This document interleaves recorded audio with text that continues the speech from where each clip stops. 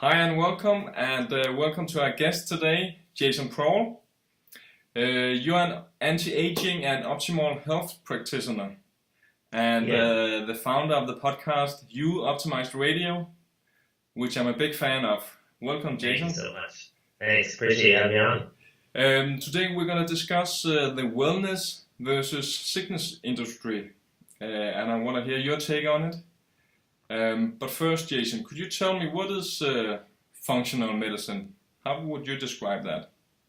Yeah, functional medicine is kind of a framework. It is a different way to look at the body to understand what's going on at the root level. So we know we don't really focus on symptoms in functional medicine. Symptoms can be used to as clues to look deeper, but ultimately, we want to use things like lab testing, clinical evaluation, questionnaires, these type of things to get a sense of where to look for the real problem. And once you can get down to the fundamental root causes of these symptoms that we call disease, then you can start to impact the health of the person in a much more profound way, as opposed to just treating the symptoms like a traditional medical approach here, at least in the U.S. does.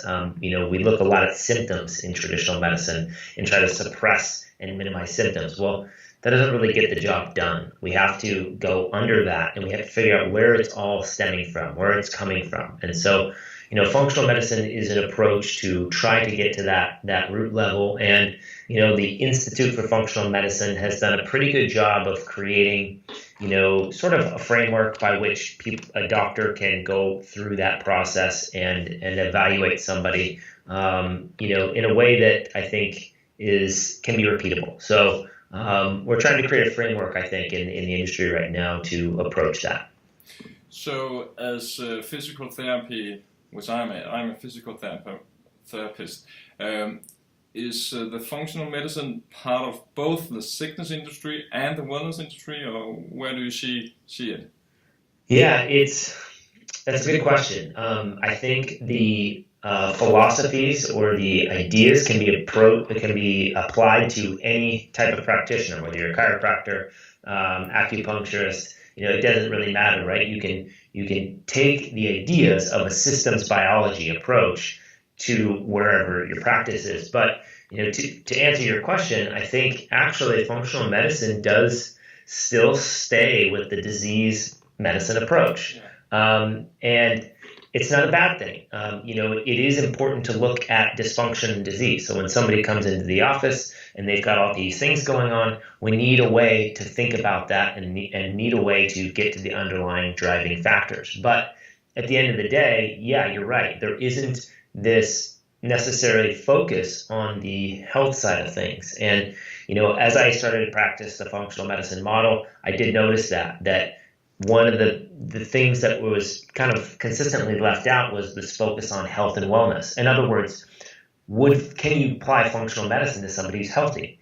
And I don't think the answer is yes. I think the answer is probably no, because functional medicine is essentially looking for dysfunction. And if there's no dysfunction, what do you do? And so I think there is a little bit of a difference there, yeah. Okay, and you talked about the lab testing. What could you do in a lab test or a questionnaire? Yeah. So with lab testing, it can be anything from blood work to to running urine tests or saliva tests. Stool tests are very common. But and hair as well. But really, it's in the interpretation. So some of the tests, like blood tests, they may be very standard blood panels. Looking at the same markers that a traditional medical doctor would, but with the idea of looking at things a little bit differently. Instead of looking at each lab marker and saying, okay, this one's high, we want to get this low again. That's not really functional. It doesn't really get to the underlying factor. The body's always trying to adapt and reach homeostasis, right? It's trying to reach a balancing point. And so if you think about blood markers moving high and low, what that should be telling you is something is going on inside the body that's creating a scenario whereby that body is now responding either erroneously because it's the only path that it can take, or because it's trying to balance. It's trying to find a balance. And so those in a functional sense, when we look at blood work, we're actually looking at things differently in a couple ways. One is it's giving us clues as to where to look next. Maybe we can notice some digestive function that we can hypothesize is going on. Maybe we see some immune dysfunction. Maybe we see, some kidney and liver dysfunction. So we can kind of pick up some of these clues from blood work. Then we can go look and use other testing to sort of look deeper. The other way is instead of, looking at big, wide ranges of blood values, functional approach kind of tends to narrow those a little bit. So we bring those closer together and we say, okay, is this person moving outside of a functional range? In other words, we try to establish a healthier range, something a little bit more close to what healthy is. And when you do that, you can start to see values getting outside of the functional range before they get outside of the quote unquote lab range. Yeah. So instead of waiting for something to get outside of a lab range and say, oh, now you're sick, we can say, oh, we're noticing some things here. Maybe there's something going on. Some of your values are moving outside the normal or healthy range that we like to see. So, and then there's other ones, the urine test, the stool test. These are actually set up from an approach. They were formulated with the sort of functional approach in mind.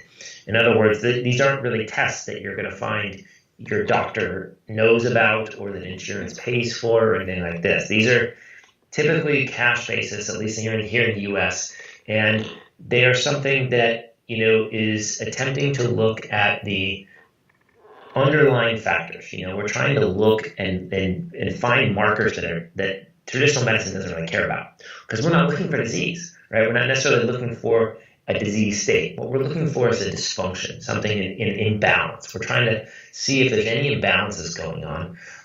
So there's a lot of tests that we can do in the functional world that are quite a bit different and very helpful, because they help identify these imbalances, that aren't necessarily labeled as disease, right? And one of the things I hear all the time, especially with blood work, is a client will bring their blood work that they've had done at the doctor. They'll bring that to me and say, oh, my doctor said the blood work's fine. You're healthy.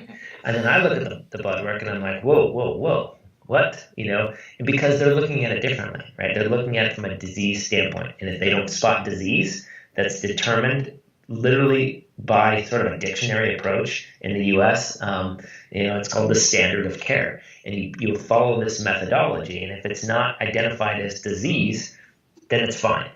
Whereas we can take a different approach and we can say, there's some things going on here that suggest if you wait too long, you will get into that disease state. You're not there yet, but let's try to catch it before it gets there.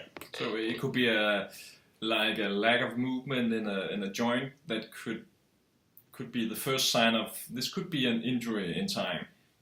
You look exactly. Okay. Exactly. So when you work as a practitioner, if you should choose 3 tools to help a client, which one would you choose?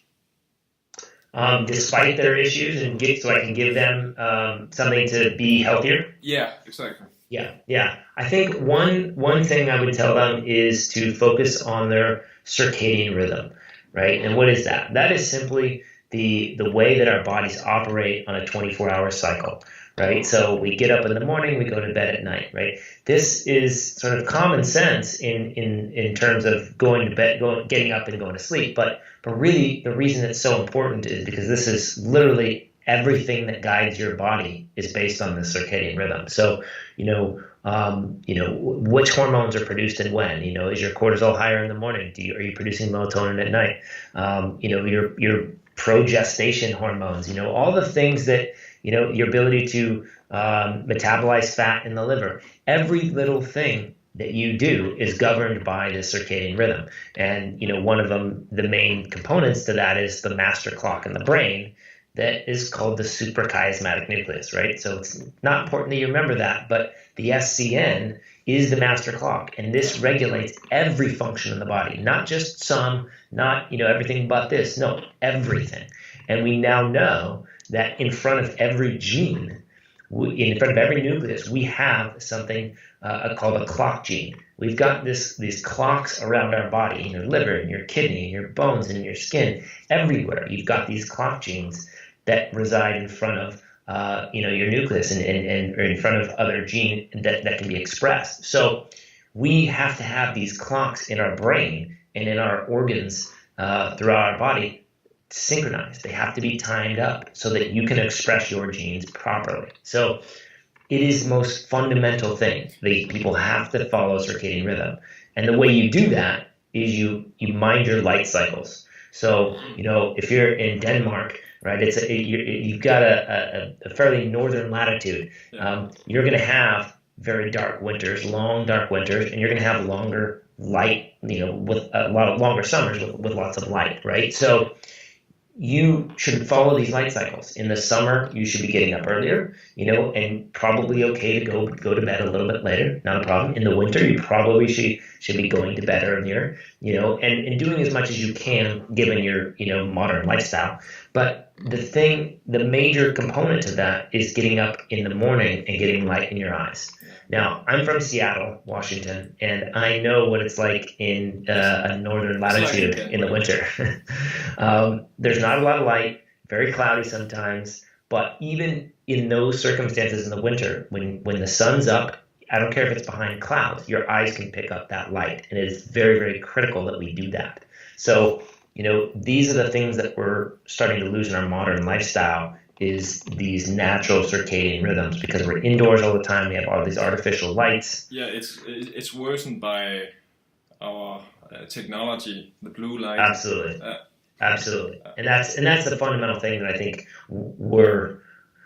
that is not being talked about enough. It's starting to come around. You're seeing it more and more. But really, yes, this blue light. You and I are old enough to remember that this didn't occur 20 years ago. We didn't have this blue light in our face all the time, right? From phones, from computers, from iPads and Kindles and TVs, and even overhead, right? The lights that we use overhead have changed. They've become more this fluorescent light, this LED light. Before it was incandescent, which contained a different spectrum. So yeah, it's at night, we've got to really cut down on the blue light. In the morning, we've got to go outside 15 minutes in the morning. As soon as you wake up, go get that light. I don't care if it's sunny or if it's cloudy. Just get the light in your eyes, and that will set your clock for the rest of the day. So this is fundamental. If somebody comes into my office with cancer, if they've got gastrointestinal issues, if they've got skin issues, if they are an athlete and they want to just perform better, they must follow circadian rhythm, and the better that they can get with that,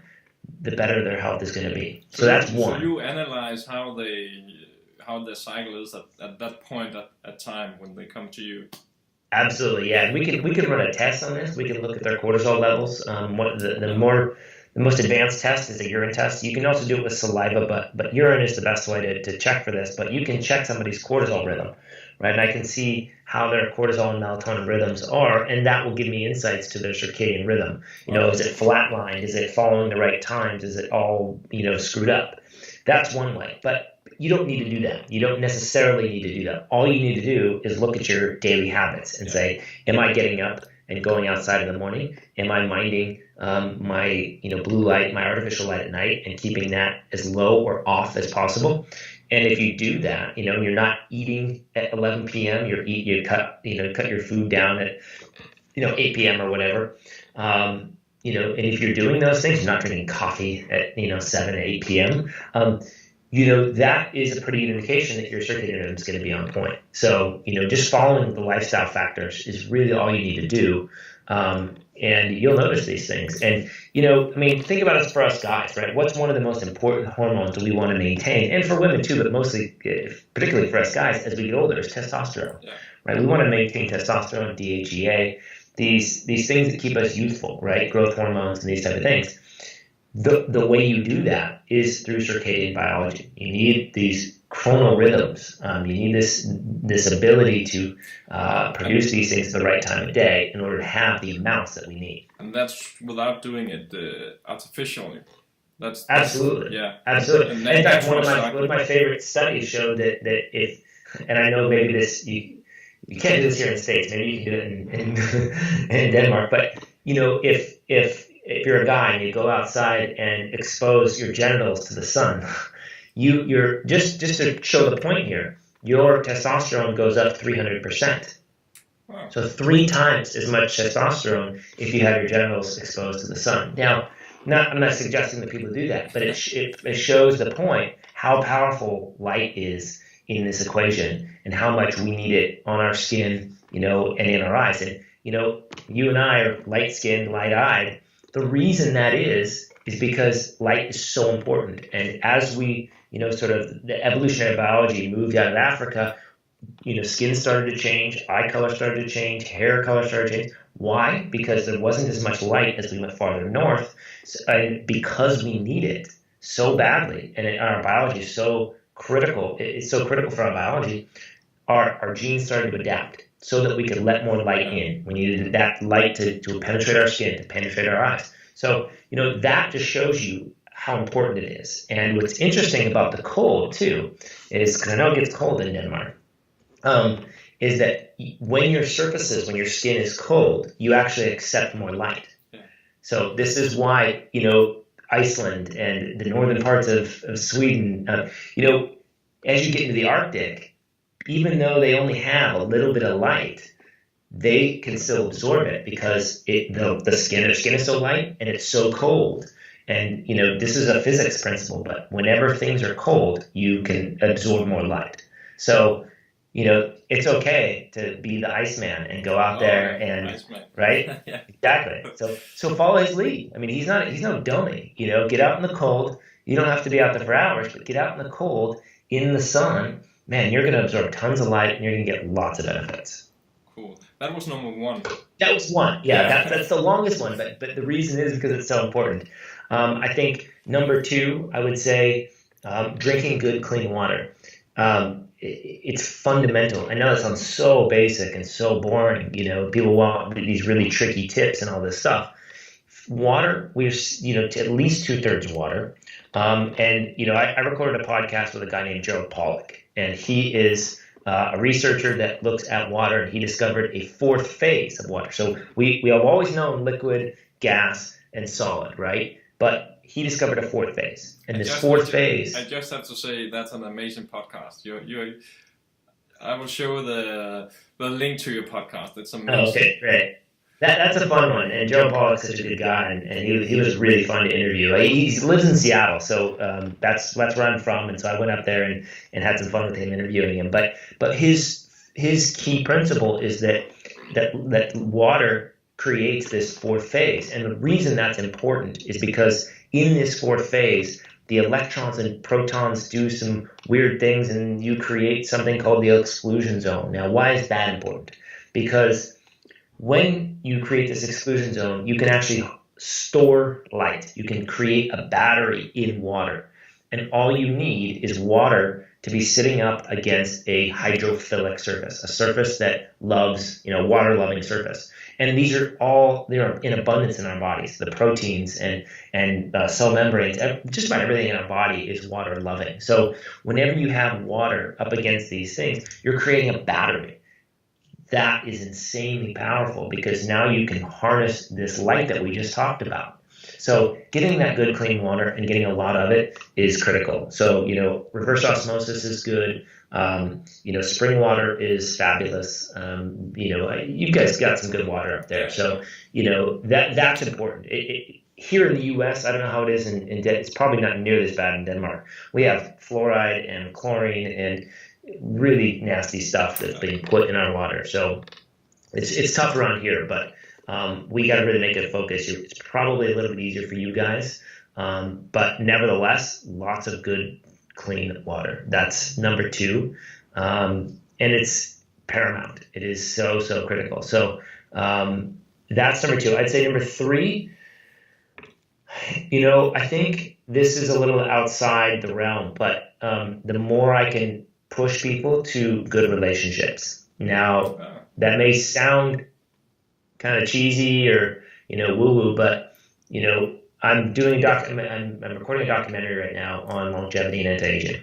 Okay. And one of the things that I ask every old person that I interview is how important relationships are, and they think it is the most important thing. Every single one of them.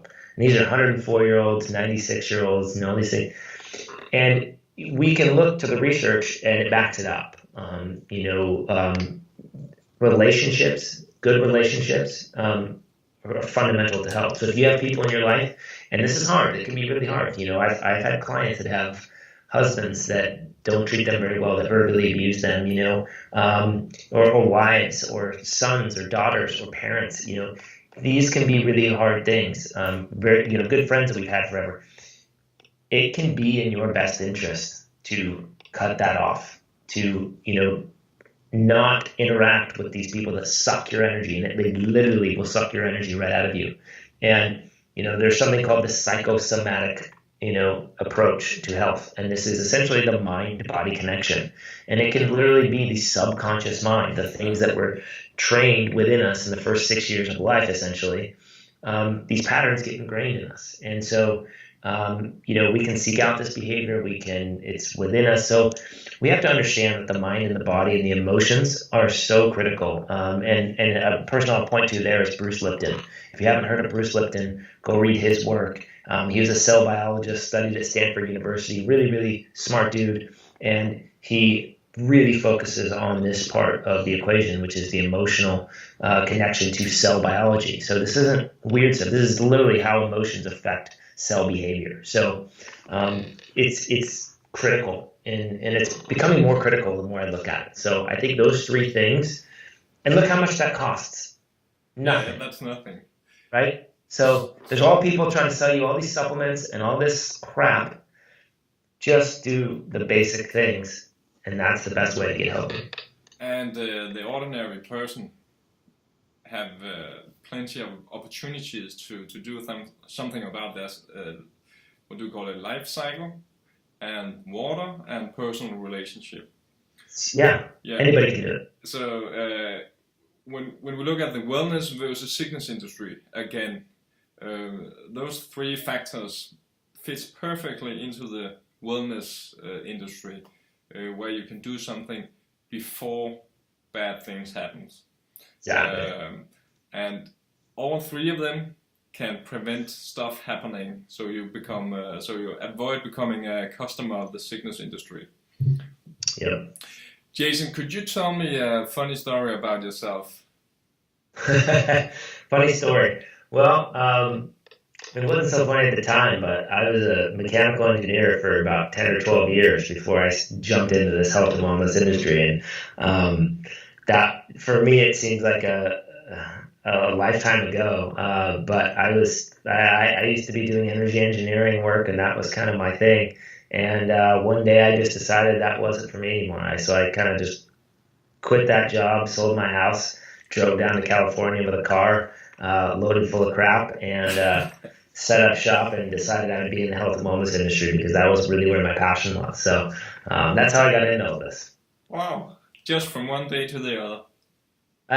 For the most part, I mean, that was it, at some point it clicked. It was a process, I had to remodel my house and the selling, so it was a little bit longer than I just painted the picture there. But yeah, ultimately it was a decision that I just made, and I think, for me that was a powerful lesson too. That that you can literally just make decisions. You don't have to dwell on them and contemplate and work things out. Just make the decision and do it. And I know you have had some physical, some joint pain yourself at some point. Oh yeah, yeah, absolutely. That started early for me. That was like 13 years old that I had joint pains, and it came out of nowhere, and nobody could explain it. No doctors could figure it out. And this was a long time ago, so it was harder to find the alternative healthcare that exists now. But yeah, and that stayed with me for essentially 15, 18 years, something like that. And in my 20s, I developed skin issues, something called seborrheic dermatitis, which is essentially kind of dandruff, but it was on my face. So it was very socially debilitating. And to be honest, a lot of the things that, ultimately what it took me was getting rid of, chemicals and going to organic products, trying to eat as much organic food as I can. The basics, getting good, clean water. I didn't know about circadian rhythm and circadian biology back then, but at the same time, technology wasn't as much of an issue. I was an outdoor kid anyway, so in my 20s, I was still outdoor a lot. But yeah, and then I continued to bring in more things. I focused on my mitochondria. I tried to improve function at my mitochondria. I tried to increase the circadian rhythm aspect of health. But I'll tell you the final piece, and this flies under the radar a ton here in the U.S., probably in Denmark as well. But I was infected with 6 bacterial organisms, that are similar to Lyme. And here we define Lyme disease as a species called Borrelia burgdorferi. Yeah. And that's just one species. There's over 50 different species of Borrelia. And there's Babesia and Bartonella and Rickettsia, and there's tons of stuff. There's over 500 of these Lyme-like bacteria. And I was infected with 6 of them. So I had to step outside the box a little bit, and because we can't use testing for these type of things in the U.S. There's no real way to use traditional medical testing. So there's no way to do that. So I had to use some weird stuff. I had to go to the energy world and do energy testing for this type of thing. But ultimately, that's what it was. And when I got rid of this, that is when I finally got better. And so, it was a long journey. And now it's something I check for in every one of my clients. I check to see if they have these infections, because they're becoming so common here. And I have my suspicions as to why. I won't get into that. But it is something that is completely being left off the table. It's not even being discussed in functional medicine. The traditional medical community has no clue how to deal with this, because I didn't have Lyme, right? I did not have Lyme, but I had 6 other infections that were similar. And so, if I were to go get tested, they would say, oh, you're fine, you don't have Lyme. And they have no way to test for these things efficiently and effectively with good results. So these are things, that I look at when I work with people from an illness standpoint, because these are very common. Infections are very, very common. So, that was my big thing that I finally addressed. I addressed everything for a long time, and then I finally got this last piece. Now I'm, kind of back to normal health. So, it was a long journey for me, but it's essentially what taught me all the things that I use that I can help my clients with. So where do you see as a healthcare professional, where are we going as a profession? That's a good question. I think that is still undetermined. I think we're still writing the book on that. I think in the U.S., and it's different everywhere, because the policies, the governmental policies, they dictate what's going to happen. Here in the U.S., they're so bad that it can't continue for very much longer. I can tell you that, because it's so extensive, and the care is becoming so bad, so poor, so dictated by pharmaceutical industry and the insurance industry. I mean, that's who's basically paving the road for traditional medicine right now. It's the pharmaceutical companies and the insurance companies. It's not the doctors. It's not medical schools. They're all subject to these 2 big insurances, or these 2 big industries. So because that's so bad right now, I can't see it lasting very much longer. People are not buying it anymore. In other words, they're not buying in. They're still buying it, unfortunately, because they kind of have to in some way. But people are starting to go outside that world, and they're paying cash for care. And there's more functional medicine doctors. There's more chiropractors. There's more acupuncturists. There's more Reiki people. There's more massage therapists. There's more yoga. There's more of these lifestyle health centers that I think more people are engaging in those things. So I honestly, where I'm guessing we're going to go is, at least in the U.S., it's gonna go from this big box hospital type system to tons of little micro practices. 30 different, little wellness doctors in your area that all focus on different things and help each other out. Wellness centers, and these integration of kind of, people like you and I in the health and wellness field teaming up with, CrossFit or yoga or, nutrition centers or mental therapy, but, and really working together. And I see this as this we're all going to do this stuff outside the system. And we're not going to have to ask for permission from the government. We're not going to have to ask for permission from anybody else. We're simply going to provide this service just like any other service, right? If you want to go get your computer, software upgrades, or you want to go get your computer serviced, you just go to the computer service store. You don't ask permission from the government. There's no, right? So I think it's going to be like every other industry. I think it's going to start to move away from this government stuff here in the US, at least, into more private industry, people doing what they want to proactively take care of their health and deal with any sort of diseases that come up outside the system. So I think that's probably a longer term process, but it's moving that way already. I don't think it can go back. It's just going to be a matter of what does it look like, and that's hard to say. But I think just like every other thing in private business, the demand will rise and the supply will start to increase as these people stop going to medical school maybe and accumulating hundreds of thousands of dollars of debt, and instead learn through these alternative means and these alternative schools that aren't nearly as cost prohibitive, that allow you to set up your own business. Because as you know, you got to be a businessman now, right? You're a businesswoman. You can't just be a doctor and say, okay, well, I got my license and I got my thing, come to me, right? You have to try to figure out how to run your own business now. And so, it's going to take a little bit different skill set than going to med school and coming out with all this knowledge of drugs, right? It doesn't work anymore. So it's a cool thing. I'm happy to see it changing. It's going to be a bumpy road, but I think it's inevitable where we're going. Yeah, and back to your three main points. Yeah, I have a little text that says the 6 best doctors. They are sunshine, water, rest, air, movement, and food. I think that's pretty good. Most of them are pretty inexpensive. Yeah, exactly. I mean, well, and think about it this way. Your body fundamentally knows how to be healthy, right? When you cut your finger, do you have to coach it to get better? Do you have to spray some vitamins on it? No, it knows what to do. When you break your leg, believe it or not, you don't even have to reset your leg if you break it. We actually contain some pretty cool principles, but nevertheless, easier to reset it. But you reset it, and then what? You let it heal. You don't have to coach it. You don't have to do anything to it.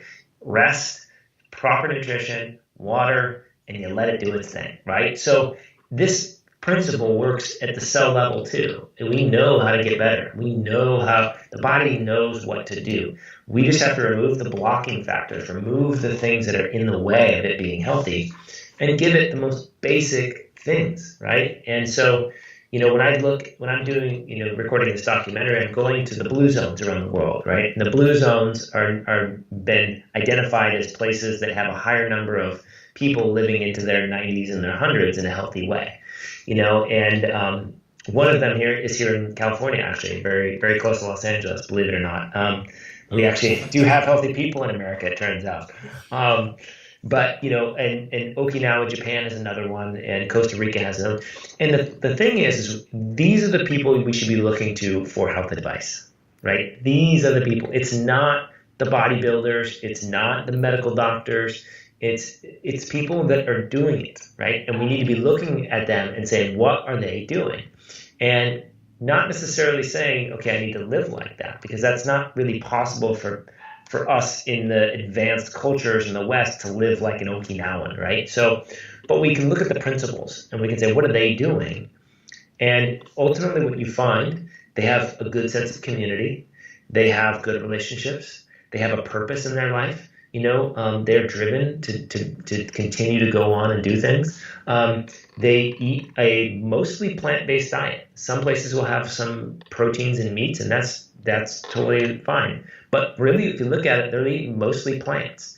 But they're also eating it from the earth. They're not, hauling it all around the world. And, I don't know how many, orange trees you have in Denmark. Probably not a lot. None. Right? So we also have to think about what is traditionally grown in our area. And so, there's a lot to that, but it's simple.